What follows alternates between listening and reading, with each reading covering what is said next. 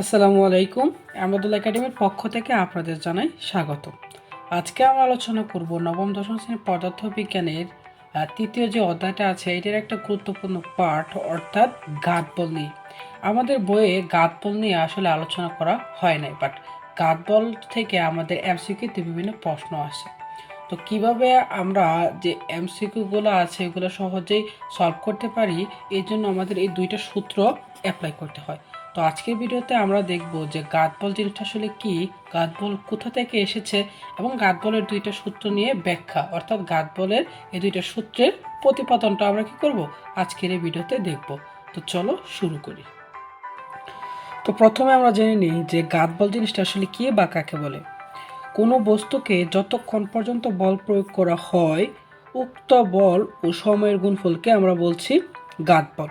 আমরা একটা এক্সাম্পলের সাহায্যে এটা বোঝার চেষ্টা করি। এই যে এটা একটা গাড়ি, মনে করলাম যে এই গাড়িকে 2 সেকেন্ড যাবৎ কি করা হলো 5 নিউটন বল প্রয়োগ করা হলো।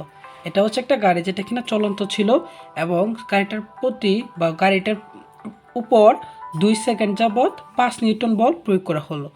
এই যে একটা বস্তু চলন্তকালে বা গতিশীল অবস্থায় 2 সেকেন্ড যাবৎ 5 নিউটন বল কি হচ্ছে প্রযুক্ত করেছিল, তাদের যে গুণফল অর্থাৎ 5 গুণ 2 অর্থাৎ 10, এটাই হচ্ছে কি ঘাতবল।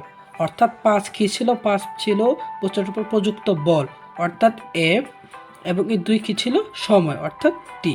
আর এই এফ ইন্টু টি হচ্ছে আমাদের ঘাতবল। ঠিক আছে, অর্থাৎ ঘাতবল হচ্ছে কি একটা বস্তুর উপর প্রযুক্ত বল ও সময়ের গুণফল। ঠিক আছে, পরবর্তীতে আসি যে এই সূত্রটা কোথা থেকে এসেছে।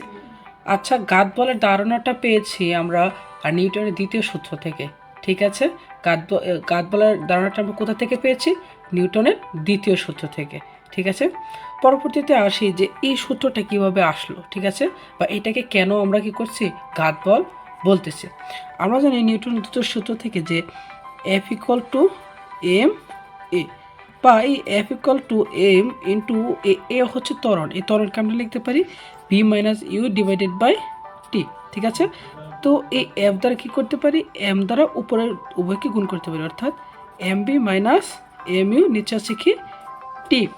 আমরা কি করবো আর গুণ করব, এটা নিচে আছে এক দ্বারা এটাকে গুণ করলে যা আছে তাই হবে, এবং এফ ইন্টু টি, এবং এই এফ ইন্টু টি এর মান হচ্ছে কি ঘাতবল। এই ঘাতবলকে আমরা জে দিয়ে প্রকাশ করে থাকি। তাহলে এফ ইন্টু টি সমান সমান আমরা লিখতে পারি জে, অর্থাৎ J equal to M B minus M U. এটা হচ্ছে কি ঘাতবলের আরেকটা সূত্র, অর্থাৎ ঘাতবল সমান সমান হচ্ছে কি ভরবেগের পরিবর্তন। তো আশা করি ঘাতবল সম্পর্কে তোমরা বিস্তারিতভাবে জানতে পেরেছ, এবং ঘাতবল সম্পর্কিত যে দুইটা সূত্র আছে এই দুইটা সূত্র কোথা থেকে এসেছে বা উৎপত্তিটা কিভাবে হয়েছে সেটা সম্পর্কে তোমরা ধারণা পেয়েছো। এবং ঘাতবল থেকে যদি কোনো এমসিকিউ প্রশ্ন আসে তাহলে তোমরা সহজেই এই দুইটা সূত্রের সাহায্যে সলভ করতে পারবে। ধন্যবাদ।